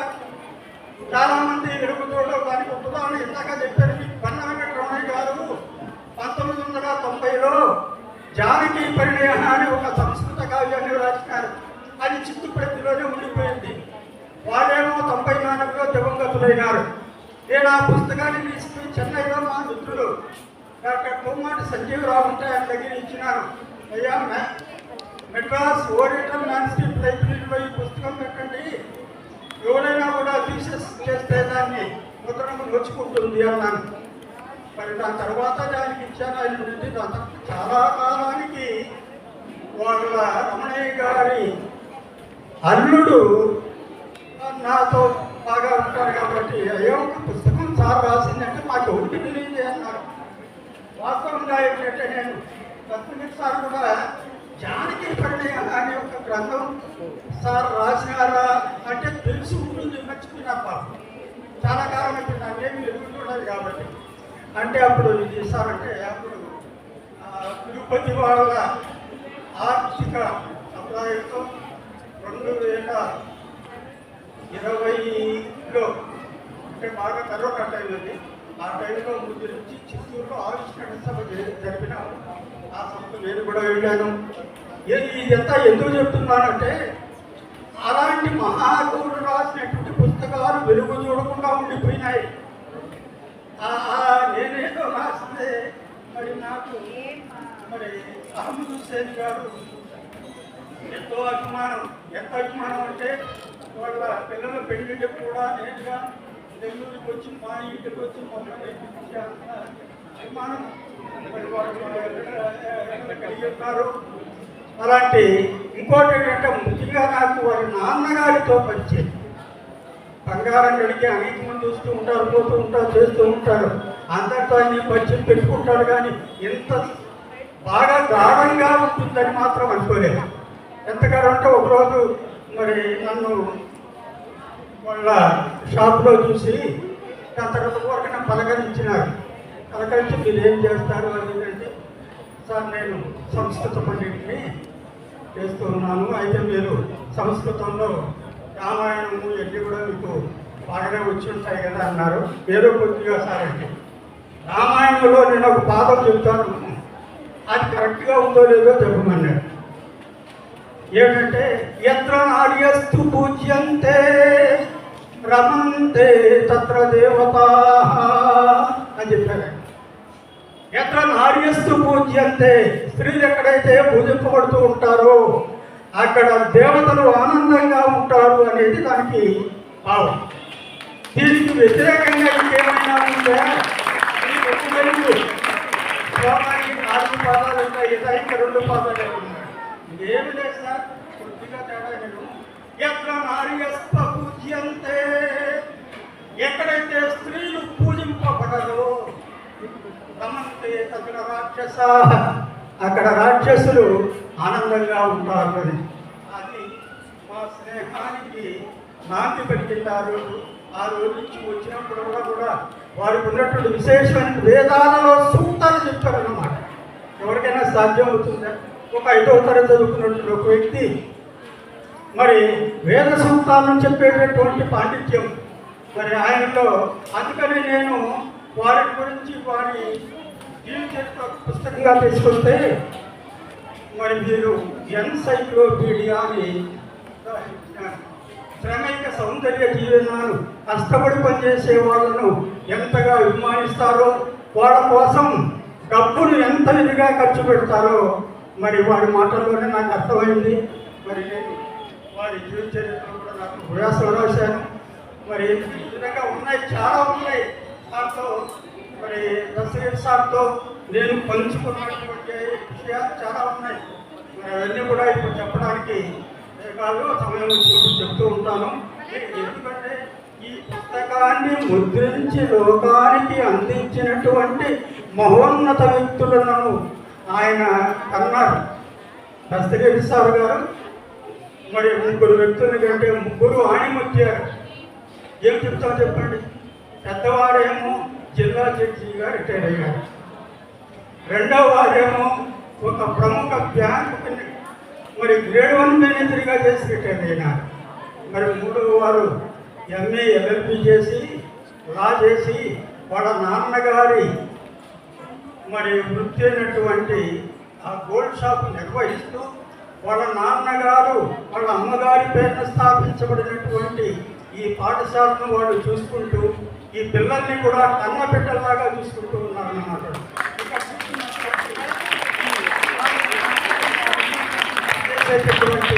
ఉపాధ్యాయులు మరి వీళ్ళందరినీ చూస్తే అర్థమవుతుంది ఎంత క్రమశిక్షణ కలిగింది. ఇప్పుడు 2 గంటల పైన 2 గంటల పైన మనం ఇక్కడ సమావేశమై ఎక్కడైనా కూడా విసుగు విరామం లేకుండా విద్యార్థులు ఉన్నారు. మరి అదేవిధంగా ఉపాధ్యాయులు ఉన్నారు.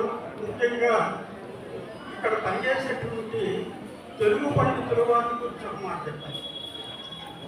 ఆమె నా ఫోన్ నెంబర్ సేకరించుకొని నాకు ఫోన్ చేశారు. సార్, మీలాంటి గొప్ప వ్యక్తులు మా పాఠశాలకు వస్తున్నా అంటే మేము ధన్యవాదం సార్ అన్నారు. ఇంతకంటే సంస్కారం అవసరం లేదు ఎవరు కూడా. నేను గొప్ప గొప్ప చదువులు కాదని సంస్కారం నేను అదే చెప్పినాను. మరి దస్తగిరి గారితో మరి రామకృష్ణ గారికి ఫోన్ చేసి మంచి సంస్కారవంతమైనటువంటి పాఠశాల సమితి విద్యార్థులు దాని తర్వాత ఉపాధ్యాయులంతా కూడా సంస్కారం కలిగిన వారు అని దీనికి అంతా కూడా కారణభూతులు మరి మొక్క నాటినటువంటి వ్యక్తులు శ్రీ కీర్తిశేషులు మరి వాళ్ళకి ఎప్పుడు కూడా నేను కలుపుతూ ఉంటాను. అందుకనే మరి ఈ పుస్తకాన్ని మరి వారి పుత్రులు వారి నాన్నగారికి స్మారక చిహ్నంగా ముద్రించి లోకానికి అందించినారు. మరి వాళ్ళకి ఎప్పుడు కూడా నేను రుణపడి ఉంటాను. మరి ఆ రుణాన్ని మాటలతో చెప్పేటట్టు నేర్పించుకునేది కాదు. వీరున్నప్పుడల్లా నేను వచ్చినప్పుడు వారిని కలుస్తూ ఉంటాను.